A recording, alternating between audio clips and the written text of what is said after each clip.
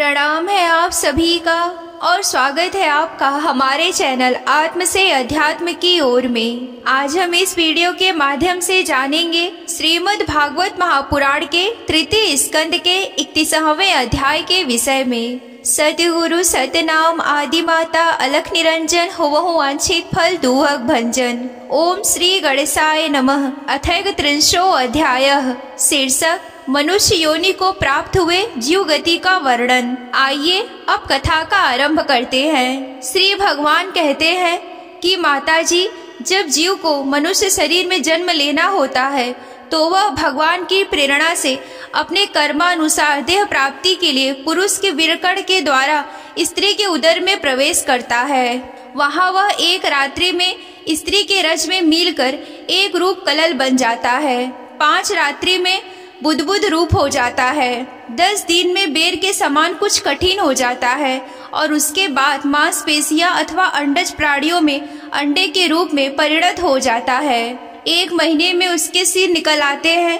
2 मास में हाथ पांव आदि अंगों का विभाग हो जाता है और 3 मास में नख रोम अस्थि चर्म स्त्री पुरुष के चिन्ह तथा अन्य छिद्र उत्पन्न हो जाते हैं। 4 मास में उसमें मांस आदि 7 धातुएं पैदा हो जाती हैं।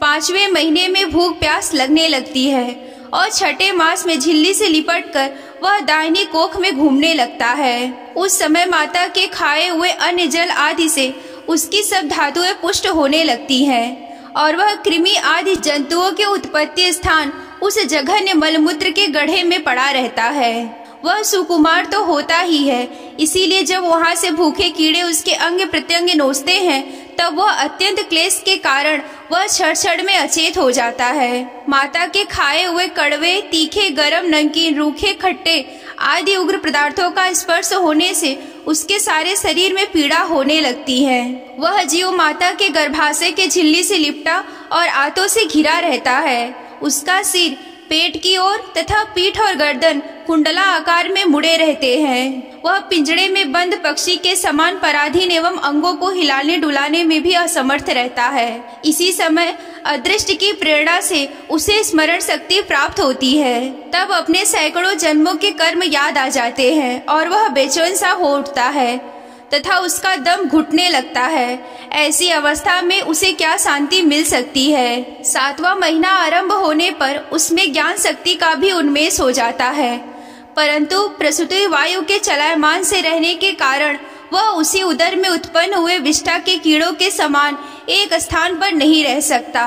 तब वह सप्त धातु में स्थूल शरीर से बधा हुआ वह देह आत्मादर्शी जीव अत्यंत भयभीत होकर दीनवाणी से कृपा याचना करता हुआ हाथ जोड़कर उस प्रभु की स्तुति करता है जिसने उसे माता के गर्भ में डाला है। जीव कहता है कि मैं बड़ा अधम हूँ। भगवान ने मुझे जो इस प्रकार की गति दिखाई है वह मेरे योग्य ही है।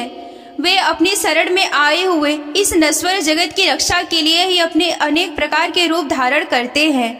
अतः मैं भी भूतल पर विचरण करने वाला उन्हीं के निर्भय चरण बिंदु की शरण ग्रहण करता हूँ, जो इस माता के उदर में देह इंद्रियां अंतःकरण रूपा माया का आश्रय कर पुण्य पाप रूप कर्मों से आच्छादित रहने के कारण बद्ध से जान पड़ते हैं। अपने संतप्त हृदय में स्फुरित होने वाले उन विशुद्ध, अविकारी और अखंड बोध स्वरूप परमात्मा को मैं नमस्कार करता हूँ। मैं वस्तुतः शरीर आदि से रहित होने पर भी देखने में पंच भौतिक शरीर से संबंध में हूँ और इसीलिए इंद्रियां, गुण, शब्द आदि विषय और चिदाभास रूप जान पड़ता हूँ। अतः इस शरीर आदि के आवरण से जिनकी महिमा कुंठित नहीं है, उन प्रकृति और पुरुष की नियंता सर्वज्ञ परम पुरुष की मैं वंदना करता हूँ। उन्हीं के माया से अपने स्वरूप की स्मृति नष्ट हो जाने के कारण यह जीव अनेक प्रकार के सततवादी गुण और कर्म के बंधन से युक्त इस संसार मार्ग में तरह तरह के कष्ट झेलता हुआ भटकता रहता है। अतः उन परम पुरुष परमात्मा की कृपा के बिना और किस युक्ति से इसे अपने स्वरूप का ज्ञान हो सकता है। मुझे जो यह त्रैकालिक ज्ञान हुआ है यह भी उनके सिवाय और किसने दिया है, क्योंकि स्थावर जंगम समस्त प्राणियों में एकमात्र वे ही हैं जो अंतर्यामी रूप अंश में विद्यमान रहते हैं। अतः जीव रूप कर्मजनित पदवी का अनुवर्तन करने वाले हम अपने त्रिविध तापों की शांति के लिए उन्हीं का भजन करते हैं। भगवान, यह देवधारी जीव दूसरी देह के उदर में भीतर मल मूत्र और रुधिर के कुएं में गिरा हुआ है। उसकी जठराग्नि से इसका शरीर अत्यंत संतप्त हो रहा है। उससे निकलने की इच्छा करता हुआ यह अपने महीने गिन रहा है। भगवान, अब इस दीन को यहाँ से कब निकाला जाएगा? स्वामी, आप बड़े दयालु हैं। आप जैसे उदार प्रभु ने ही इस 10 मास के जीव को ऐसा उत्कृष्ट ज्ञान दिया है। दीन बंधो, इस अपने किए हुए उपकार से ही आप प्रसन्न हो, क्योंकि आपको हाथ जोड़ने के सिवाय आपके उस उपकार का बदला तो कोई भी क्या दे सकता है। प्रभु, संसार के ये पशु पक्षी आदि अन्य जीव तो अपने मूढ़ बुद्धि के अनुसार अपने शरीर में होने वाले सुख दुख आदि का ही अनुभव करते हैं, किंतु मैं तो आपकी कृपा से समदम आदि साधन संपन्न शरीर से युक्त हुआ हूँ। अतः आपकी दी हुई विवेकवती बुद्धि से आप पुराण पुरुष को अपने शरीर के बाहर और भीतर अहंकार के आश्रयभूत आत्मा की भांति प्रत्यक्ष अनुभव करता हूँ। भगवान, इस अत्यंत दुख से भरे हुए गर्भाशय में यद्यपि मैं बड़े कष्ट से रह रहा हूँ, तो भी इससे बाहर निकलकर संसार में अंधकूप में गिरने की मुझे बिल्कुल इच्छा नहीं है, क्योंकि उसमें भी जाने वाले जीव को आपकी माया घेर लेती है, जिसके कारण उसके शरीर में अहम बुद्धि हो जाती है और उसके परिणाम में उसे फिर से इस संसार चक्र में ही पड़ना पड़ता है। अतः मैं व्याकुलता को छोड़कर हृदय में श्री विष्णु भगवान के चरणों को स्थापित कर अपनी बुद्धि की सहायता से ही अपने को बहुत शीघ्र इस संसार रूप समुद्र से पार लगा दूंगा, जिससे मुझे अनेक प्रकार के दोषों से युक्त यह संसार दुख फिर से प्राप्त ना होगा। श्री कपिल देव जी कहते हैं कि माता, वह 10 महीने का जीव गर्भ में ही जब इस प्रकार से विवेक संपन्न होकर भगवान की स्तुति करता है, तब वह अधोमुख बालक को प्रसव काल की वायु तत्काल बाहर लाने के लिए ढकेलती है। उसके सहसा ढकेलने पर वह बालक अत्यंत व्याकुल होकर नीचे सिर करके बड़े कष्ट से बाहर निकलता है। उस समय उसके श्वास की गति रुक जाती है और पूर्व स्मृति नष्ट हो जाती है। पृथ्वी पर माता के रुधिर और मूत्र में पड़ा हुआ वह बालक विष्ठा के कीड़े के समान छटपटाता है। उसका गर्भवास सारा ज्ञान नष्ट हो जाता है और वह विपरीत गति को प्राप्त होकर बार बार जोर से रोता है। फिर जो लोग उसका अभिप्राय नहीं समझ सकते, उनके द्वारा उसका पालन पोषण होता है। ऐसी अवस्था में उसे जो प्रतिकूलता प्राप्त होती है, उसका निषेध करने की शक्ति भी उसमें नहीं होती। जब उस जीव को शिशु अवस्था में मैली कुचली खाट पर सुला दिया जाता है, जिसमें खटमल आदि श्वेत जीव चिपटे रहते हैं, तब उसमें शरीर को खुजलाने, उठाने अथवा करवट बदलने की भी सामर्थ्य न होने के कारण वह बड़ा कष्ट पाता है। उसकी त्वचा बड़ी कोमल होती है। उसे डांस, मच्छर और खटमल आदि उसी प्रकार काटते रहते हैं जैसे बड़े कीड़े को छोटे कीड़े काटते हैं।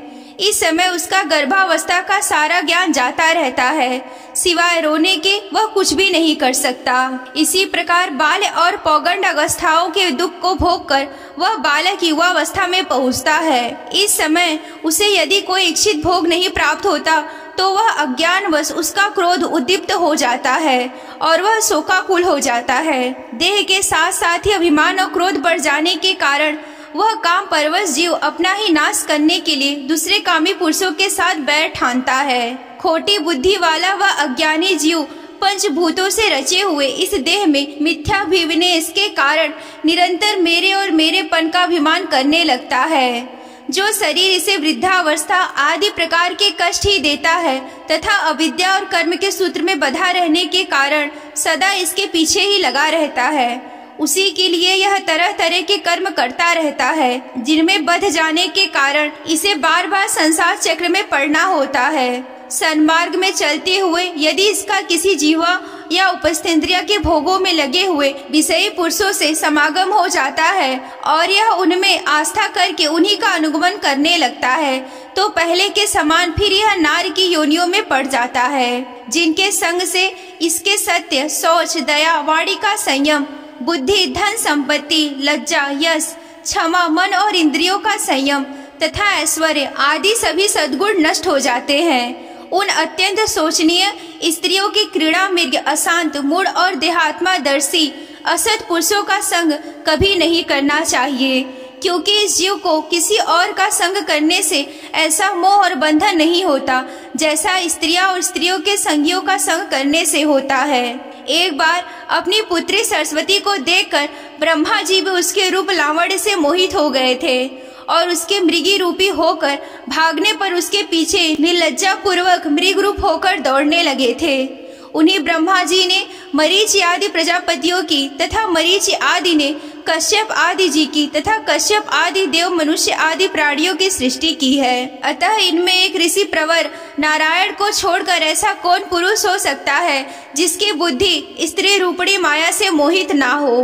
अहो, मेरी इस स्त्री रूपणी माया का बल तो देखो, जो अपने भ्रिकटी विलास मात्र से बड़े बड़े दिग्विजय वीरों को भी पैरों से कुचल देती है। बड़े बड़े दिग्विजयी वीरों को भी पैरों से कुचल देती है। जो पुरुष योग के परम पद पर आरूढ़ होना चाहता है अथवा जिसे मेरी सेवा के प्रभाव से आत्मा अनात्मा विवेक हो गया है, वह स्त्रियों का संग कभी ना करे, क्योंकि उन्हें ऐसे पुरुष के लिए नरक का खुला द्वार बताया जाता है। भगवान की रची हुई यह जो स्त्री रूपणी माया धीरे धीरे सेवा आदि के मिस से पास आती है, इसे तिनकों से ढके हुए कुएं के समान अपनी मृत्यु ही समझे। स्त्री में आसक्त रहने के कारण तथा अंत समय में स्त्री का ही ध्यान करने से जीव को स्त्री योनि प्राप्त होती है। इस प्रकार स्त्री योनि को प्राप्त हुआ जीव पुरुष रूप में प्रतीत होने वाली मेरी माया को धन पुत्र गृह आदि देने वाला अपना पति मानता रहता है। सो जिस प्रकार व्याघ्र का ज्ञान कानों को प्रिय लगने पर भी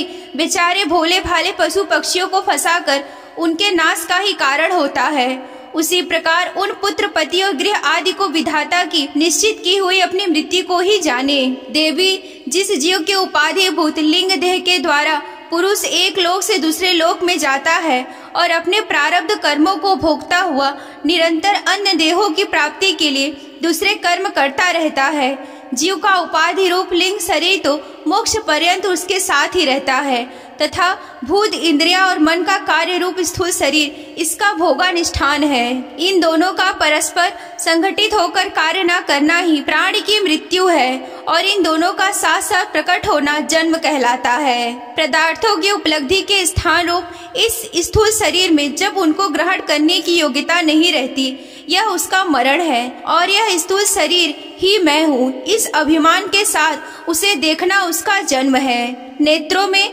जब किसी दोष के कारण रूप आदि को देखने की योग्यता नहीं रहती, तभी उनमें रहने वाले चक्षु इंद्रियां भी रूप देखने में असमर्थ हो जाती हैं और जब नेत्र और उसमें रहने वाली इंद्रियां दोनों ही रूप देखने में असमर्थ हो जाते हैं, तभी इन दोनों के साक्षी जीव में भी वह योग्यता नहीं रहती। अतः मुमुक्षु पुरुष को मरण आदि से भय, दीनता अथवा मोह नहीं होना चाहिए। उसे जीव के स्वरूप को जानकर धैर्य पूर्वक निसंग भाव से विचरना चाहिए तथा इस मायामय संसार में योग वैराग्य युक्त संपयक ज्ञानमयी बुद्धि से शरीर को निपेक्ष की भांति रखकर उसके प्रति अनासक्त रहते हुए विचरण करना चाहिए। यहीं पर श्रीमद् भागवत महापुराण के तृतीय स्कंद का 31वां अध्याय समाप्त होता है। अगर आप श्रीमद् भागवत महापुराण की कथा में रुचि रखते हैं और विस्तार पूर्वक वर्णन यूं ही सुनना चाहते हैं तो हमारे चैनल को सब्सक्राइब कर लें। ये अध्याय आप सभी को कैसा लगा हमें कमेंट करके बताएं। आज के वीडियो में बस इतना ही, मिलते हैं अगले वीडियो में। तब तक के लिए आप सभी को जय आदि शक्ति भोलेनाथ जी, हर हर महादेव।